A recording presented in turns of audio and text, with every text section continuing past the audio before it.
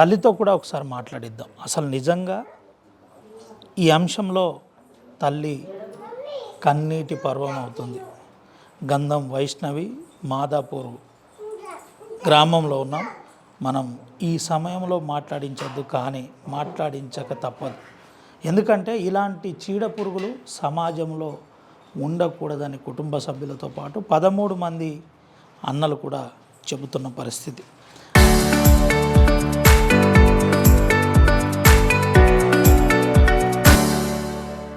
మా వైష్ణవి మా మధ్యలో లేదు, కానీ వైష్ణవి జ్ఞాపకాలు మాతో ఉన్నాయని చెబుతున్నారు. ఒకసారి ఈ కన్నీటి పర్వం అవుతున్న తల్లితో మాట్లాడిద్దాం. ఈ సమయంలో మాట్లాడించద్దు, కానీ ప్రయత్నం చేద్దాం. అమ్మ, ఏందమ్మా, ఏం జరిగింది? ఎప్పుడు మీతో చివరిగా మాట్లాడింది తల్లి? సోమవారం పొద్దుకి మాట్లాడింది. ఆ అన్న కూర్చున్నాం, ఇదే వారం ఇయ్యటికి 8 రోజులు అవుతుంది. బయటనే కూర్చున్నాం. నా బిడ్డ నా కాళ్ళ మీద అన్నది అరిగాడు కుర్చేసుకొని కూర్చున్నాడు. కొంచెంసేపు దాకా నా కోడలతో మాట్లాడింది, నాతో మాట్లాడింది. వాడు బిత్తిరి చూస్తుండు. ఎందుకు కూర్చున్నావయ్యా, కడుపులు ఏమన్నా ఉంటే చెప్పు, మరి పిల్ల గురించి నీకు ఏమన్నా ఉంటే నువ్వు వెళ్ళిపో, నీకు ఏమన్నా బాధ అనిపిస్తే వెళ్ళిపో, నీకు నచ్చకపోతే వెళ్ళిపో. కానీ పాపం నువ్వు ఎవరికి నువ్వు మందు తాగినవు, నీ పానం పోయేది మేము కాపాడినాం, ఏమన్నా ఉంటే చెప్పు, కానీ ఎటువంటి లెక్కలు చేయకు అని అంటే, అత్తమ్మ మీరంటే నాకు చాలా ఇష్టం, గట్లెందుకు అనుకుంటావు అని అన్నాడు. మంచిగానే ఉన్నాడు. ఇక నైట్ మంచిగానే ఉన్నాడు. పండుగపోరు అన్నం వాళ్ళు అన్నారు, మేము అన్నాం. నైట్ మంచి 12 ఎంగలు వేసిపోయినట్టు వాళ్ళ ఇంటికి. 12 ఎంగలు వేసిపోయి అరిగాని తల్లి, అశోక్ గాడు, ఆనంద్ గాడు నలుగురు ఒక్క రూమ్లో కూర్చున్నారట. నలుగురు ఒక రూమ్లో కూర్చొని ఏ లెక్కలలో ఎంపాలా, ఏ తర్వేలో ఎంపితే కేసు బయటకు రాదు. అరే మేము అత్తం, నువ్వు కావాలుండు, నీ అత్త మామ పన్నరా లేదా, మనం నలుగురు పోయి చంపుదాం దాన్ని.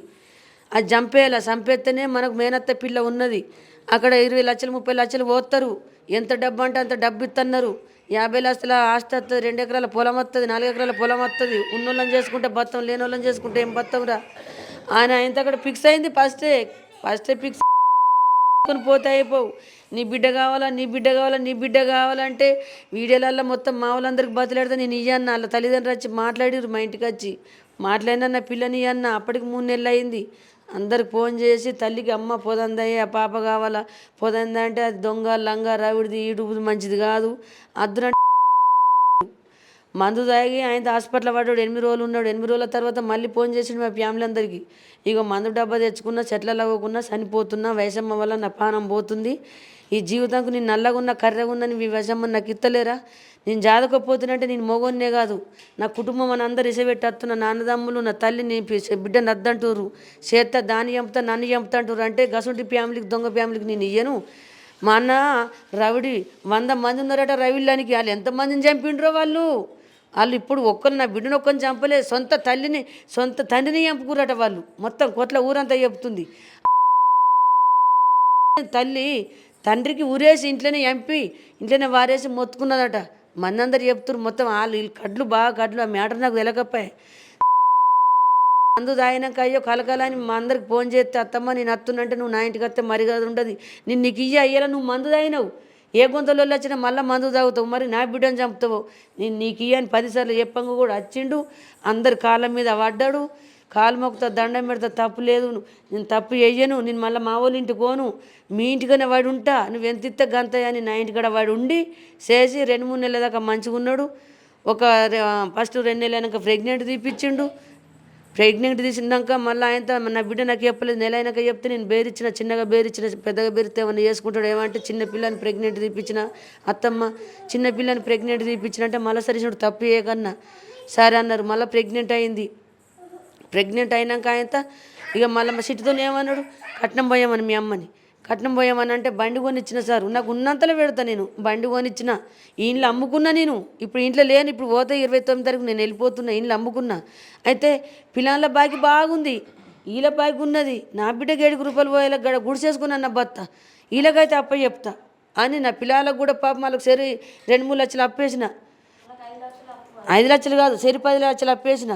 ఇండ్లు అమ్ముకున్న మొత్తం 50 లక్షల రూపాయలు అప్పు చేసుకొని ఇండ్లు అమ్ముకొని వాళ్ళకి 7 రూపాయలు పోయకుంటున్నా తాగు కొనిచ్చినాడు. 12 లక్షల రూపాయలు పెట్టి తాగు కొనిచ్చిన. ఇక అన్న అయిపోయినాయి. ఇంత చిన్నగా లొల్లి పెట్టుకుంటా, నాని నీకు ఏం కావాలంటే నాకు డబ్బు కావాలన్నాడు. వాళ్ళు చెప్పారు, నీకన్నా మా అన్నదమ్ములు చెప్పారు, డబ్బు అయితేనే నీ బిడ్డని నా ఇంట్లోకి రానిస్తా, నీ బిడ్డ మా ఇంట్లోకి రానిస్తారట లేకపోతే చంపేస్తారంట. అంటే అబ్బాయి ఇది 7కి వస్తుంది అనుకున్నప్పుడే 7కి వస్తుంది, దయచేసి అల్లుడు కూకుండా పెట్టిన దరదగడ పోన్రి, నువ్వు వెళ్ళిపో, నా బిడ్డ నీకు తోలంప అంటే ఇది ఒక రోజు తోలకపోతే మా అమ్మ దగ్గరికి చూడు ఇంకా అని నా బిడ్డను తోలుకొని పోయిన అత్తగారింటికి. పోయినాక ఈ ఇద్దరు కూర్చొని అత్తమ్మ లొల్లొద్దు గొడవద్దు అందరం కలిసిమెలిసే ఉందాం, ఇక మనకు నేను ఈడికి వస్తున్నా, ఒక రూమ్లో సామానంతో ఒక రూమ్లో పెట్టుకో, ఈడికి వస్తున్నా అంటే సరే అన్నది వాళ్ళ అత్తమ్మ. కిచెన్లోకి ఏంది కారం పొడి డబ్బు తెచ్చింది, మొక్కనికి కొట్టింది నా బిడ్డ మొక్కనికి కొట్టి పొట్టు కొట్టురు. అదే రోజు చంపుతురు నా బిడ్డని. ఆనంద్ గడు కూడా ఉరికొచ్చిండంట, ఎయిరా సంపుర్రా ఇదే సంచురా సంపుర్రా ఆనంద్ గాడు అశోకు గాడు ఇదే సంపుర్రా అనే వారికి నా బిడ్డ జడాయించుకొని ఒక పిల్లని తోలుకొని పోయింది. జడాయించుకొని బయటకు వచ్చినాక ఆయన అబ్బా నా మీద ఎడబడుతుందో అని అరిగాడు మొఖానికి నీళ్ళు కొట్టి ఏకదం బండి ఎక్కించుకున్న చిన్న ఇంటికి నా మీద ఎడబడుతుందో. ఇది కొంచెం మ్యాటర్ మందికి తెలిసేటట్టే ఉన్నది. లోపల చంపితే మంచిగా ఉండు కానీ ఇప్పుడు ఒర్రింది పిల్ల. మందందరూ బయట కూరకొచ్చిరాడు, తోలుకొని వచ్చిండు. వచ్చి నా కాళ్ళ మీదనే పడ్డాడు సార్. మా అమ్మ కొట్టింది సడేలుగా కిచెన్లోకి పోయింది, కారం పొడి కొట్టేదాకా నాకు తెలియలేదు. అత్తమ్మ దండం పెడతా కాలు మోకుతా, మళ్ళా సార్ నేను బోనిగా మీ ఇంట్లోనే పడి ఉంటా, తప్పైంది నన్ను క్షమించు, నేను మీ యాసమ్మని ఇంటి గుండా పోయి కొట్టిపించినట్టు అయిపోయింది, మళ్ళా సార్ నేను బోనిగా ఈ ఇంట్లోనే ఉంటా, కానీ కట్నం ఎన్నడు పోతామంటే ఒక 5-6 ఏళ్ళు 10 ఏళ్ళు లాగు, ఇప్పుడు ఉన్నాయన్నీ బాగులు తీసి పెడితే కొంపనే అమ్ముకున్నా, నాకు ఏం దిక్కున్నది, నా పిల్లలు వెళ్ళిపోయారు ఇంట్లోకి వెళ్ళి, పని దొరకక పాట దొరకక వైజాగ్లో ఒక్కోడు హైదరాబాద్లో ఒక్కోడు కిరాయిలు కట్టుకోలేక చేస్తుర్రు. ఇలా పోతే 100 రూపాయలు దొరుకుతున్నాయి, లేకపోతే లేదు. ఇక నేను అబ్బా నువ్వు ఏమో వేసేటట్టున్నావు, నువ్వు దయచేసి వెళ్ళిపో, నా బిడ్డని సేపెట్టి వెళ్ళిపో, నువ్వు చంపడానికి తోలకపోయి నువ్వు నా బిడ్డని అంటే అత్తమ్మ మళ్ళీసారి పోతున్నంటే నువ్వు నన్ను నిలగొట్టి ఇంట్లోకి వెళ్ళి అని అన్నాడు. సరే తీయని సప్పుడు అంటున్నా. అది ఫోన్ చేసింది, అవునే ముడుతున్నావా ఇయ్యాల ఛాన్స్ తప్పిపోయింది నీ బిడ్డది, 3 రోజుల వరకు నీ బిడ్డని వేసేస్తా, 3 రోజుల ఛాన్స్ నీ బిడ్డకు అన్నది. నాకు ఫోన్ చేసింది, వాళ్ళ అన్నదమ్ములు ఫోన్ చేసిర్రు 3 రోజులకే ఛాన్స్ చంపి పారేస్తా, నేను రికార్డు పెట్టుకోలేను, నాకు రికార్డు పెట్టుకుంటూ తెలియదు, ఎక్కడ చదువుకోలేను నేను. అయితే మళ్ళీ అదే రాత్రి నా బిడ్డకు ఫోన్ చేసింది, చేసి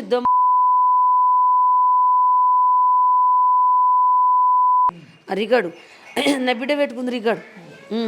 అమ్మకి ఇట్లా అంటుంది అన్నది.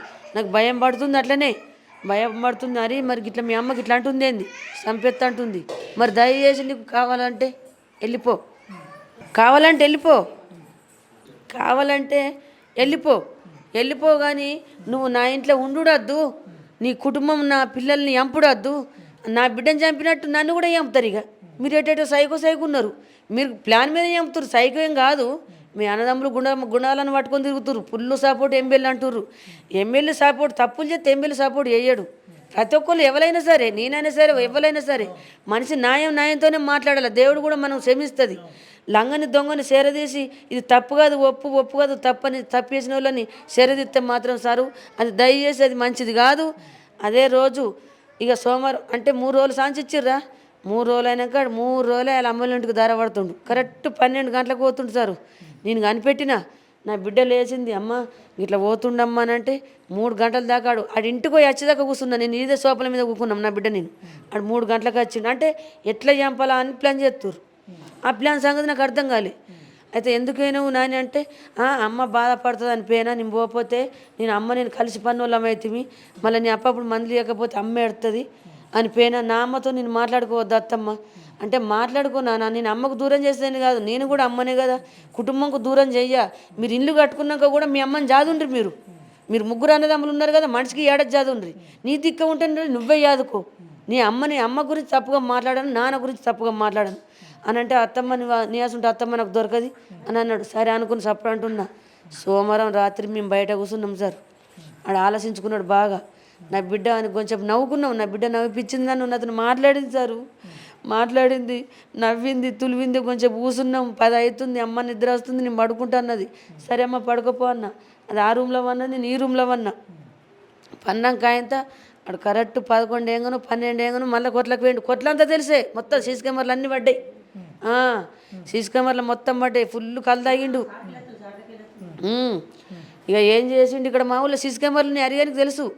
అబ్బా ఇట్లయితే నడది, ఇట్లా మనం ఎట్లా రావాలి, అన్నదమ్ములు సేమలకి రాన్రి, ఆ దారి తెలిసే, సేన్లు కూడా మనకి తెలిసే. నా బిడ్డ అన్నీ ఇప్పించింది. ఆయన అన్నదమ్ములకి చెప్పిండు. అన్నదమ్ములు ఏమన్నారంటే, అరే మనకు ఎమ్మెల్యే గుర్తు, మనకు రైడ్ సపోర్ట్ బాగున్నది, మన కుటుంబం అంతా వేనే కానీ మనకు సపోర్ట్ ఉన్నోళ్ళు మనం మాత్రం 3 రోజులలో ఇడిపించుకొస్తారు, నేను మొదటిదాకా కేసు ఓనియను, పెద్ద కేసు వేయనియను. రవిడోళ్ళు మనకు సోపతున్నారు, పెద్ద పెద్దలలో తిరిగినాం, వాళ్ళంతా నాకు సపోర్ట్ ఉంటారు. మన నలుగురు అన్నంగా వీజిగా పట్టుకొస్తారు. నువ్వేం టెన్షన్ పెట్టుకోకరా, తమ్మునికి ఫుల్ బలం ఇచ్చిండు, నలుగురు ఇంటికి వచ్చారు, నా బిడ్డని చంపేసి పేరుసారు. నలుగురు మీరు అనుకుంటే నలుగురు వచ్చిరని ఆబద్ధం పడుతుందని అనుకోకుర్రి. కన్ఫంగా ఇల్లు నలుగురే చంపిరు. ఈ రిపోర్ట్లో కూడా వెళ్తుంది ఇది. ఈ రిపోర్ట్లు కూడా తాయమా చేస్తే కూడా మంచిగా ఉండదు. రిపోర్ట్ కూడా తాయమా చేస్తారట. రూపాయలు లంచాలు కడితే కూడా తాయమా చేసే మనుషులు ఉన్నారట. నాకు చాలామంది అంటున్నారు, నేను ముఖం పట్టుకుని అనలేను కానీ రిపోర్ట్లు బాగా వాళ్ళందరూ ఎల్లంగా కూడా వాళ్ళందరూ పెట్టకుండా ఒక్కోలే పెట్టి తాయమయ్య చేస్తారంట. అసలు రిపోర్ట్లు వాడితే మాత్రం, అసలు తప్పులు చేస్తే మాత్రం వాళ్ళకు కూడా ఫ్యామిలీ ఉన్నది. నా బిడ్డకు న్యాయం చేయాలని కోరుకుంటున్నా. నా చేతికి అంటారు కదా, చట్టం అంటారు కదా, అదే చట్టం ఊరి శిక్ష చేయాలని నలుగురికి నేను కోరుకునేది ఇది ఒకటే ప్లాన్తోనే. నా బిడ్డని ఆగిరి రూపంలో కాళ్ళు మొక్కిందట. సంపకు వెళ్ళిపోండ్రి, మా అమ్మ నన్ను బతికించుకుంటుంది, నేను అమ్మ లేని బతకలేను, అమ్మ నేను లేని బతకలేదు, నేను యూట్యూబర్ని, నన్ను కలకలు చేయకు, అరే నువ్వు వెళ్ళిపోవాలి, వెళ్ళిపోవాలి, నన్ను చంపకు, కొన ఊపిరి ఉన్నది, నా అమ్మకు బతికించుకుంటుంది అంటే చంపితే పూర్తిగా చంపుతా, గుచ్చి చంపుతా. నీ నోట్లే కానీ అమ్మ నా పిల్లి వెళ్ళొద్దు, నీ ఫ్యామిలీ పెద్దగా ఉంది, నీ అన్నదమ్ములు బాగున్నారు, నువ్వు చంపుతావంటే నా మ్యాటర్ అంతా చెప్తావు నువ్వు. నాకు చంపి నలుగురికి తలుపులు కొట్టినా సార్ 4 గంటలకు లేచి నేను తలుపులు కొట్టాక కూడా తలుపులు తీయలేడు. సిట్టమ్మ అని అంటే నా సిట్టమ్మ నోరు లేదు. అరిగడు ఏమంటాడు గుర్తేనా, సిట్టి ఊక జాంతరం ఆడకు పండుకో సిట్టి అని కిలికిల నవ్విండు. ఉండి సిట్టి అని వారికి అయ్యో ఇది జాంతరే ఉన్నట్టుందని నేను అనుకున్నా. కానీ సంపుడు మాత్రం నలుగురు బరాబరి చంపిరు. నలుగురికి ఉరి శిక్ష పడాలా, వాళ్ళని ఒక్కళ్ళని కూడా ఎసబెట్టద్దు. అయ్యో ఒక్కడే చంపిండని కేసు ఒక్కరి మీదకి నెట్టద్దు. నలుగురు చంపిన కేసు ఇది. ఈడేం చేసిండంటే, అరే నువ్వు ముగ్గురం వెళ్ళిపోతాం, నువ్వు ఒక్కొని ఉంటే నువ్వు ఒక్కరి మీద పడుతుంది, నలుగురం దొరికినామా మళ్ళీ నలుగురి మీద పడుతుంది కేసు. ఈయన ఒక్కరిని ఇంట్లో పోకుండా పెట్టి పేరు ఆ కేసు ఈడొక్కరి మీద వేసుకుంటుండు.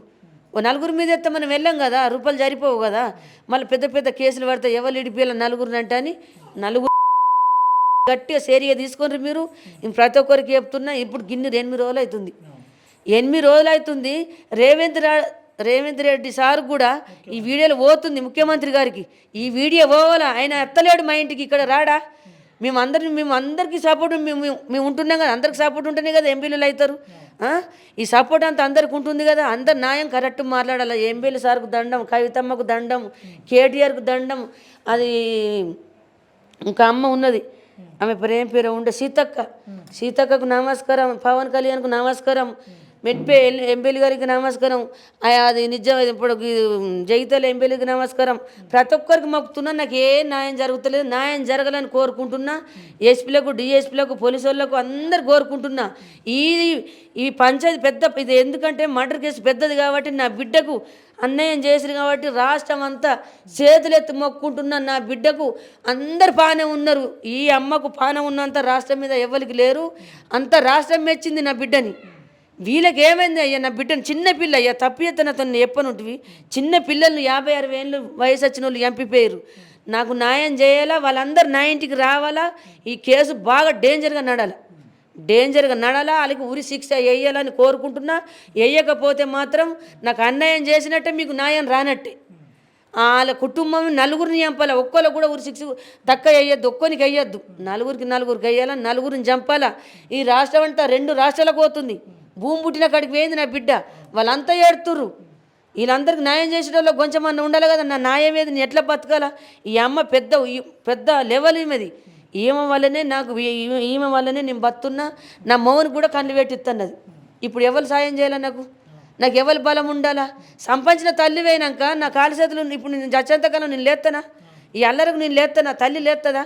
నా మొగుడు లేకపోయా, నా మౌని కళ్ళు పోయా. నాకు న్యాయం చేయాలా. రేవంత్ రెడ్డి సారుగా ఎమ్మెల్యే కూడా మా ఇంటికి రావాలా, సీతమ్మ కూడా రావాలా, కేటీఆర్ రావాలా, పవన్ కళ్యాణ్ సార్ కూడా రావాలా.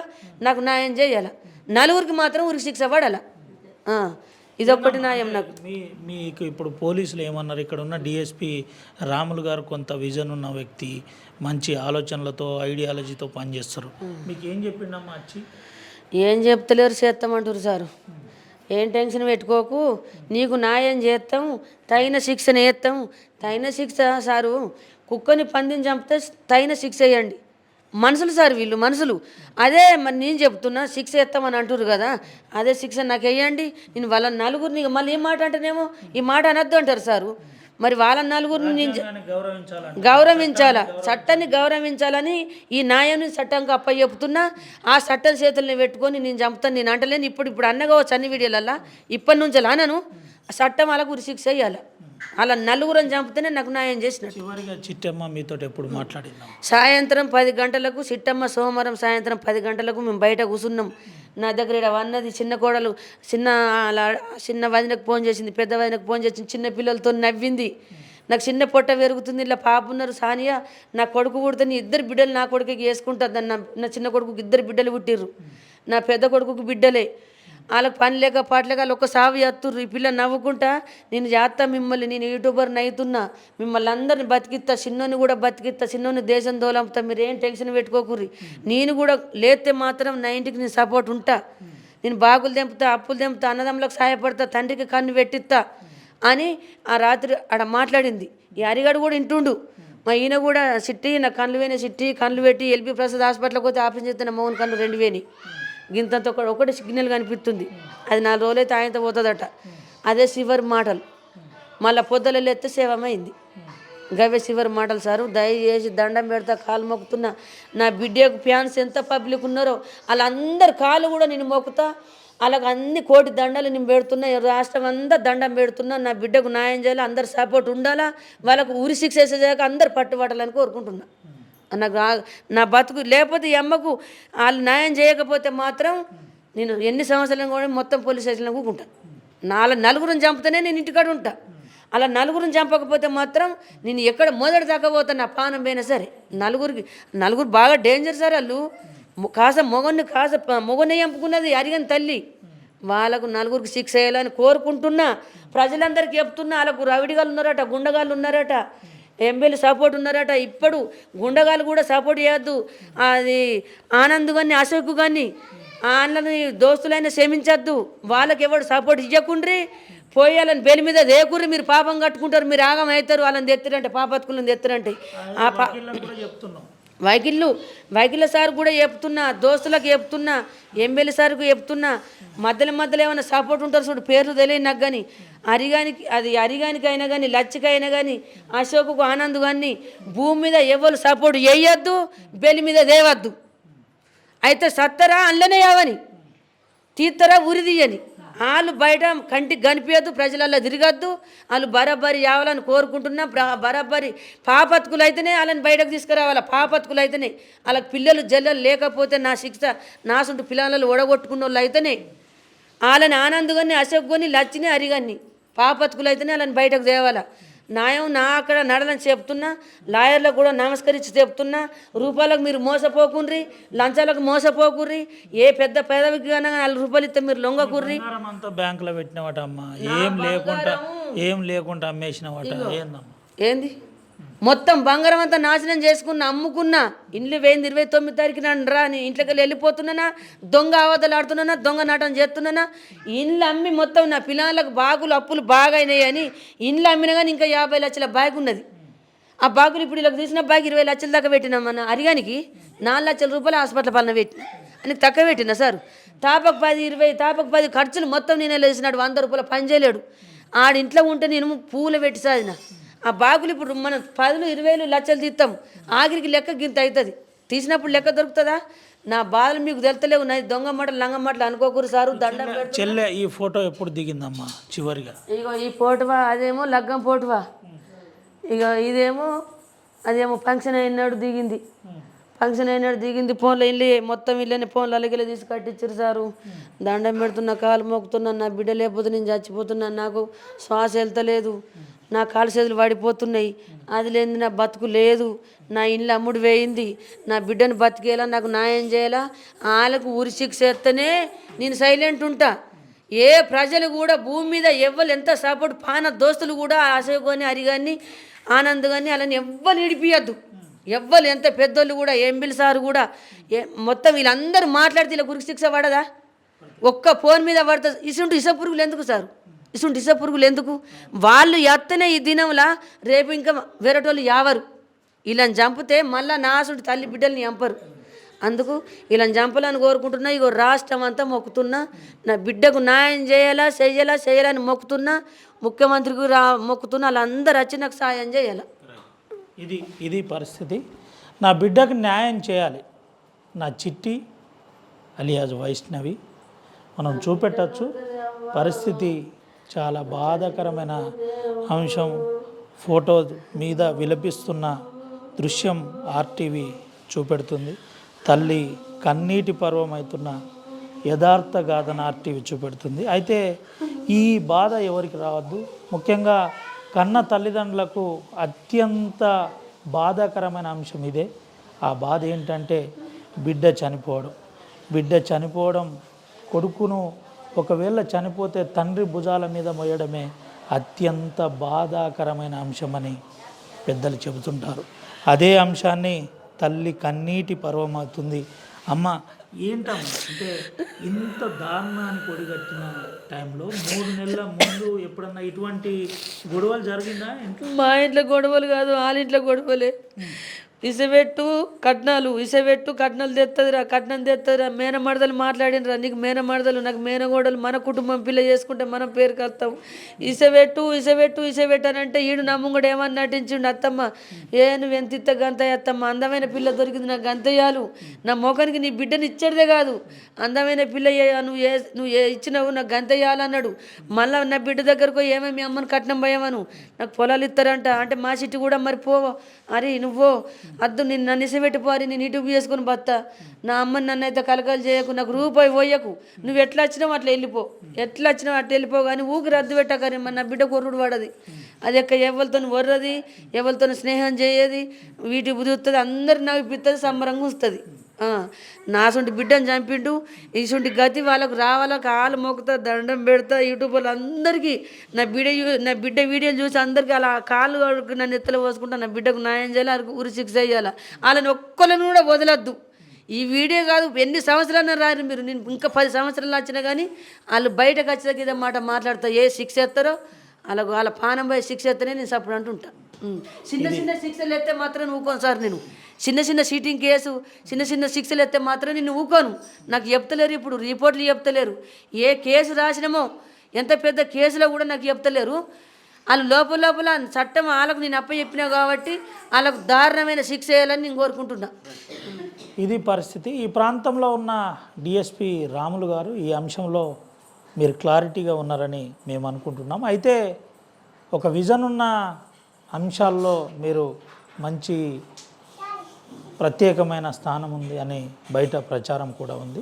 అయితే అంబేద్కర్ ఐడియాలజిస్ట్గా ఉన్న మీరు ఇలాంటి అంశాల్లో చాలా క్రియాశీలకంగా వ్యవహరిస్తారని ఆర్టీవీ ఆశిస్తుంది. ప్రధానంగా మరో ప్రధానమైన అంశం ఏంటంటే ఈ అంశంలో కొంత ఎవిడెన్స్ అంశంలో కొంత ఇబ్బంది అయ్యే అవకాశం ఉంది. ఎందుకంటే రాత్రిపూట ఎవరు విట్నెస్లను ఎవరిని చూపెట్టాలి, ఎట్లా చూపెట్టాలి ఏంటి అనే కోణంలో కొంత ఇబ్బంది అయినప్పటికీ మీ అనుభవాన్ని భారత రాజ్యాంగానికి అనుగుణంగా, ఇండియన్ పీనల్ కోడ్కి అనుగుణంగా, ఇప్పుడున్న కొత్త బిఎన్ఎస్ యాక్ట్కి అనుగుణంగా మీరు వ్యవహరిస్తారని ఆశిస్తున్నాం. అయితే ఒక తల్లి కన్నీటి ఎదను ఆర్టీవీ చూపెడుతుంది. ఆర్టీవీ నిజమే చెబుతుంది, ఉన్న విషయాలనే చూపెట్టే ప్రయత్నం చేస్తుంది. కొంత అక్కడక్కడ తప్పుడు ప్రచారాలను కూడా నమ్మద్దని కుటుంబ సభ్యులు చెబుతున్నారు.